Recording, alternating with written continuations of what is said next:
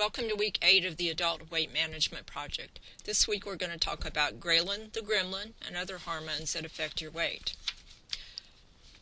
First of all, what are hormones? They're very powerful chemicals that are produced by glands in our bodies.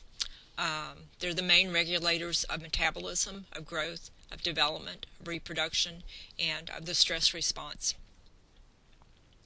Excess or deficits of these hormones make the difference between normal states and abnormal states in our body.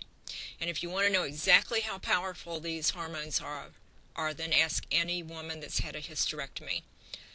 Over the years, I've had lots of patients that have had hysterectomies that tell me the premenstrual syndrome, the mood swings, the crying episodes, the weight gain, all those things associated with monthly hormone cycles are gone once they have a hysterectomy.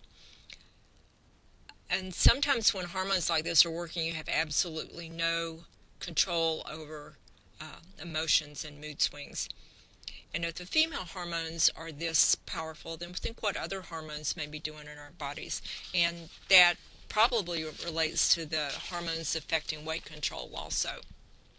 So how do hormones work? Well, they're produced by glands. Once they're produced, they're released into the bloodstream where they travel to designated areas or sites where they're supposed to work.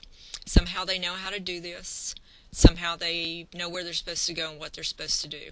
And most of them do their job very well.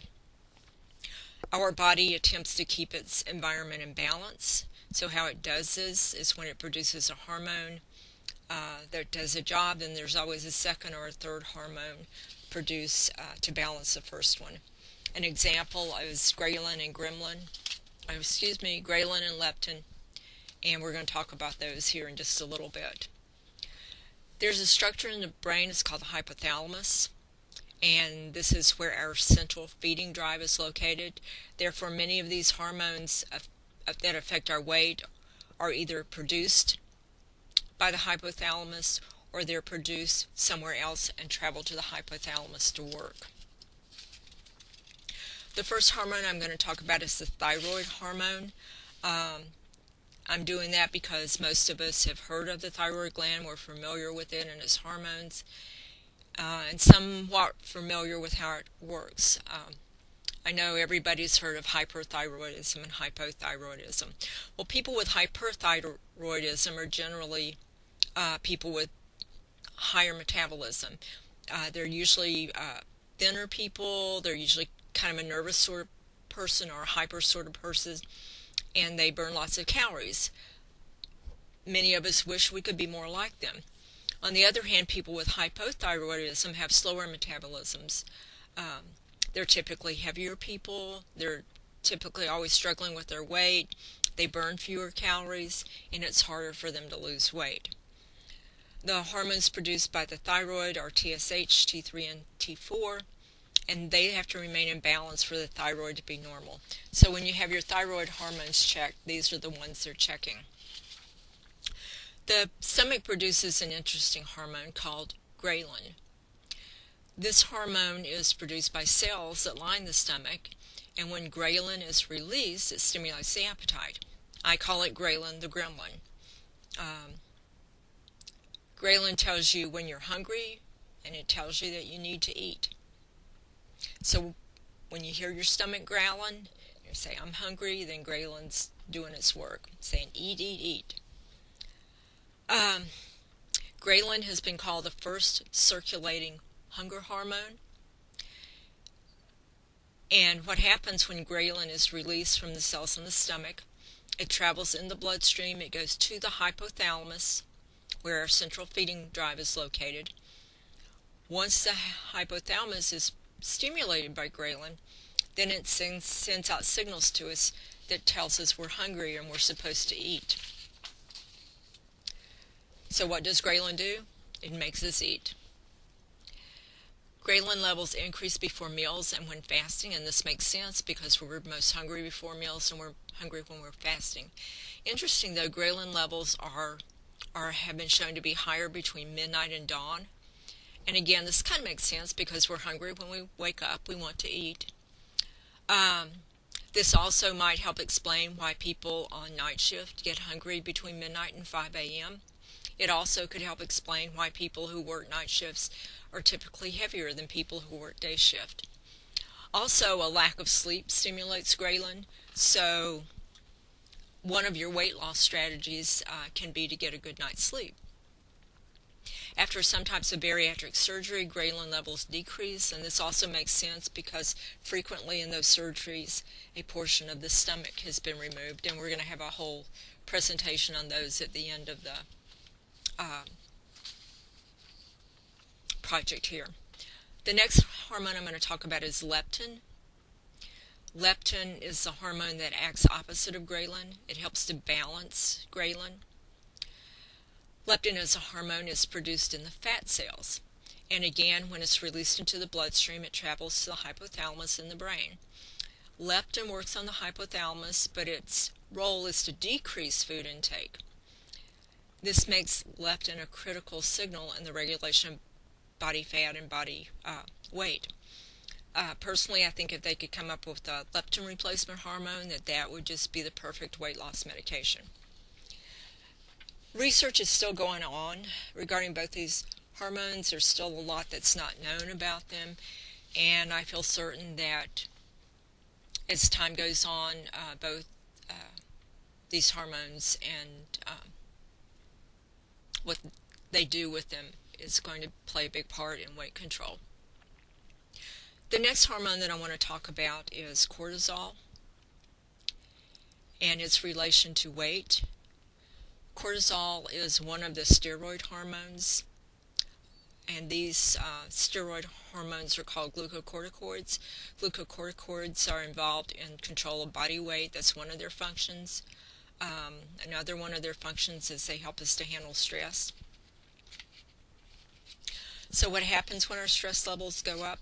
When our stress levels go up, receptors in the hypothalamus are stimulated and cortisol levels go up. So stress also affects the hypothalamus, so that's kind of interesting. If stress affects the hypothalamus, then it makes sense that it may affect our appetite and our weight. Some research studies have shown that when cortisol levels go up, it contributes to the deposition of fat in the abdominal region, and this is where the weight loss medicines get their claim. If you can control the cortisol levels, then you'll control the amount of abdominal fat you have. When your cortisol levels go up, it also increases your blood pressure, it suppresses the immune system, and it impairs wound healing. It's also known that people with increased abdominal fat are at increased risk for cardiovascular disease. So yes, in theory, controlling our cortisol levels could have some beneficial effects. We'll talk about that in a minute. My next slide here, cortisol reducing medications, is an opinion slide. I'm going to voice my opinions about the cortisol suppressant medications. There's some of the over-the-counter supplements that they claim to fight obesity by decreasing your cortisol levels. These are over-the-counter weight loss products. Most of them do not have research to back up their claims. If you don't believe me, call the 800 number on the bottle and ask them to send you a copy of research to back up what they're saying. I tried that once with a medication called Metabolife that was on the market several years ago for weight loss.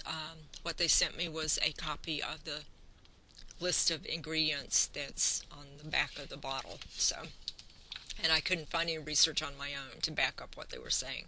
But anyway, let's suppose that there was research to back up these claims about cortisol. First of all, if there had been money put in research, it would probably be a prescription medicine rather than an over-the-counter medicine. Second, your body has multiple ways of regulating your weight. Changing one thing like your cortisol levels isn't going to change this over a period of time, and it would only change it while you were taking the cortisol medication. My question is, if cortisol levels increase when you're stressed, then that means cortisol helps us handle stress. And why would you want to suppress a hormone that's going to help you handle stress? You can do this in much more beneficial ways. If you want to control your cortisol levels and keep them from going up, then do it by exercise and relaxation techniques, because these are proven to decrease your stress level and in essence they would help control your cortisol levels. And if you're exercising, then you're going to be burning calories in the process, and that also is going to help you with your weight control.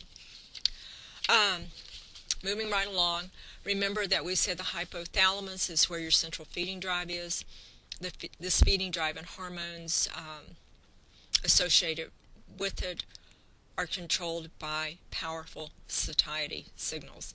Satiety signals are signals that give us a feeling that we're full, that it's time to quit eating. And where do these satiety signals come from? They come from orosensory stimulation, food in our mouth, food tastes good, so our taste buds are stimulated. They come from gastric distension. Your stomach feels full, it gets larger, your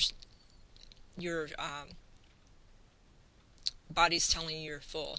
There's an interaction between nutrients and receptors in the first part of the small intestines, so when food reaches the small intestines, again your body gets a signal that it's full, this feeling of satiety. And when you get this feeling of fullness, this is when you quit eating. When the stomach feels full, signals are sent to the brain to tell your body to quit eating. When food leaves the stomach and passes into the small intestines, that's when these signals are sent. And this is where some of your strategies for weight loss are going to come into play, the ones that you use to slow down your eating. After you start eating and you feel full, it takes 15 or 20 minutes for this signal to get from your stomach or from your intestines to your brain, or 15 to 20 minutes for the satiety signal to reach your brain. If you inhaled your food or if you've been shoveling it into your mouth very fast, then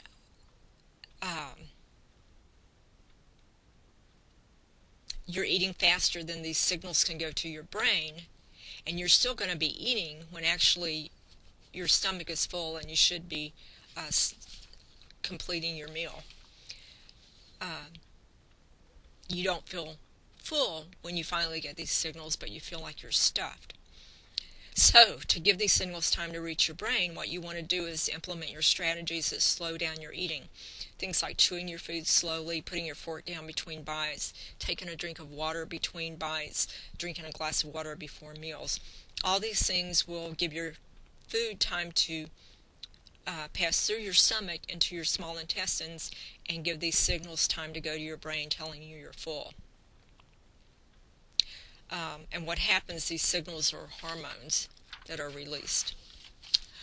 There's other hormones I haven't talked about that affect your weight. There's a list of a few here. Research is ongoing. They're continually learning about hormones and genes and things like that that affect your weight. What I hope is that this presentation helps you realize a little bit about how hormones affect your weight, and that there's no one simple single solution for weight loss. All these strategies that you're doing to work on your weight, they may work for you, they may not work for somebody else. And that's why it's important for you to have your own personalized weight loss plan. Okay, so that's the end of this discussion. Next